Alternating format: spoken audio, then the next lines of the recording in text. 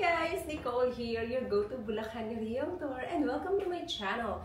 Today, I'm gonna show you the most affordable and one of the best location we have for a San Jose del Monte Bulacan project.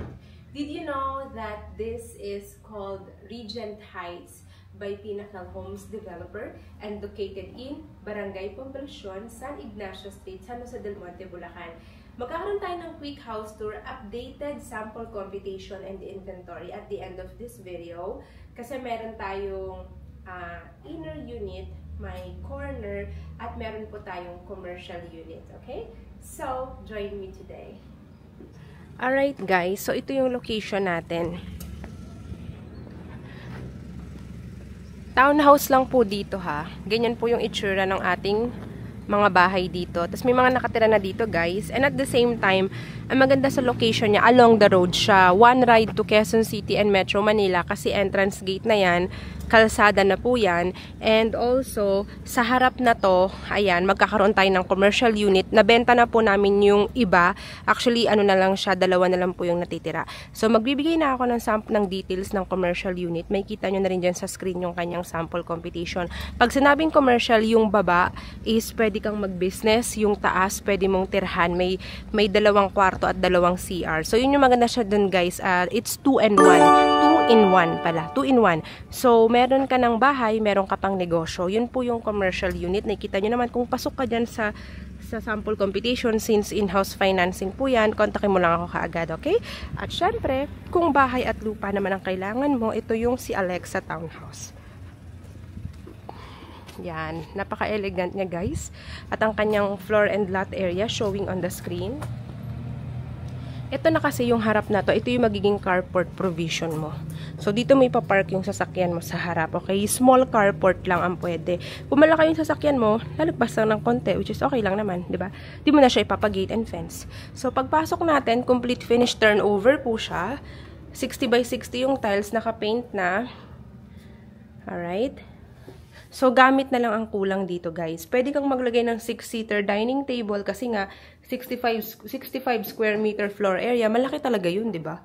Kaya kasyang-kasya yung 6-seater dining table kahit sa townhouse na to. And then, L-shape yung kitchen. Ganyan po yung kitchen turnover. Ito yung kasama sa turnover. Ito hindi. Tapos, meron ka ring service area, laundry area. Yan, naka-partition na siya. Ipapa-enclose mo na lang yan. And then, may dalawa kang CR. Itong toilet and shower mo na to guys, ayan, ay napakaluwag po niyan kasama yung fixtures, toilet and bath number 1. And then sa second floor niya guys, ganito yung turnover ng stairs, wood, and then may tiles yung kalahate, and then ito steel, handrail, naka-tiles na rin yung second floor, mataas naman po ang ating ceiling, naka-partition yung 3 bedrooms. So if you are a growing family, perfect to kasi 3 bedrooms. So, bedroom 1, kung hindi mo to gagawing bedroom, pwede mong personal home office or study room. And then, bedroom number 2. Ito po yung bedroom number 2 natin na napakalaki din talaga. Kahit maglagay ka pa dito ng double bed, okay lang. And then, maluwag ang ating hallway. At syempre, yung ating master's bedroom, guys, pwede ka magpa-customize dito ng closet. Master's bedroom, pwede ang double size or queen size bed.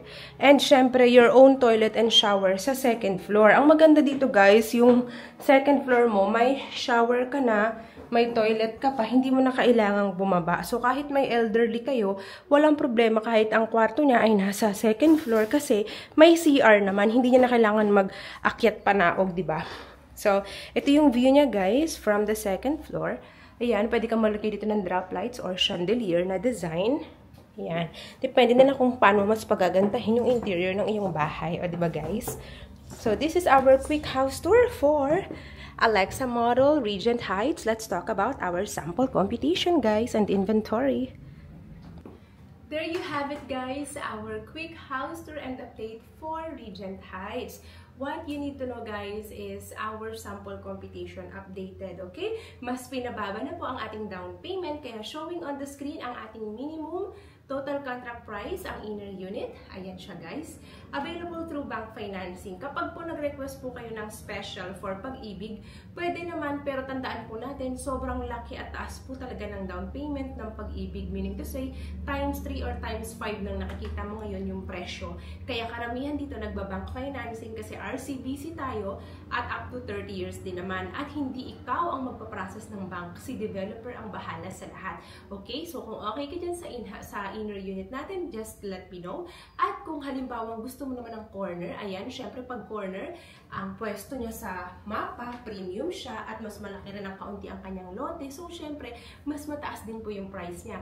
Kung pasok sa iyo yung corner unit na yan, edi go ahead, diba? Basta pasok ang iyong income at capacity. Kung ikaw naman ay interesado, kanina dun sa sinabi kong in-house financing ng commercial unit, just let me know guys, okay? All you need to know, bawal po mag-walk-in dito sa Regent Heights. Kontakin nyo ako directly sa aking Viber WhatsApp number showing on the screen. Lagi naman yan guys. Just mention Regent Heights, okay? So again, this is San Jose del Monte. So rising city tayo. Ang San Jose del Monte may mga malalaking malls katulad ng SM Tungko, SM San Jose, Star Mall, may EB Town Center. Meron ditong 5-star hotel na Savannah Hotel sa Savannah Park. Dito po sa San Jose del Monte guys ay may mga high-end developers na tayo. So talaga naman pataas na ng pataas ang presyo ng San Jose del Monte dahil pinakamalapit sa Quezon City at Manila kahit walang NLEX, and at the same time ongoing ang MRT7, at syempre wala po kaming history ng flood rito kahit during Undoy na napakalakas ng bagyo, maraming nabaha, pero dito safe na safe pa rin ang area ng San Jose del Monte in terms of flood. Okay? So yun siya guys, pero ang gamit mo naman ay Messenger. Ayan yung link ko, follow nyo ako, subscribe kayo sa akin, and pwede kayong mag-message sa Messenger, just mention Regent Heights para masend kayo sample computation. Pero syempre guys, bago ang lahat, bago nyo ako kontakin, dapat qualified ka doon sa computation na binigay ko. At syempre, meron ka nitong requirements na pinapakita ko sa screen. So, very important na i-ready mo yung initial requirements na yan kasi hindi ka papayagang mag-reserve kung wala yan. So, ang gawin mo, kontakin mo ko, ihanda mo yung requirements mo, magpa-schedule ka sa akin ng tripping kasi dito sa site, din tayo magre-reserve sa kanilang sales office. I-check ng developer ang requirements mo at pag okay ka na, pwede ka nang magbayad ng 15,000 reservation, makaka-receive ka ng iyong resibo at makakapag-sign ka na rin. Marami kang forms na pipirmahan dun guys. So kung kayo ay mag-asawa, dapat magkasama yung mag-asawa. Pero kung OFW, pwede po ang inyong SPA representative dito sa Pilipinas na siya po yung pipirma on your behalf. I hope we are clear. If you still have any other questions dito guys sa project natin sa Regent Heights, just contact me again sa aking Viber and WhatsApp number, okay? That's all you need to know. And of course, don't forget to hit like and subscribe to my YouTube channel. Thank you guys for watching.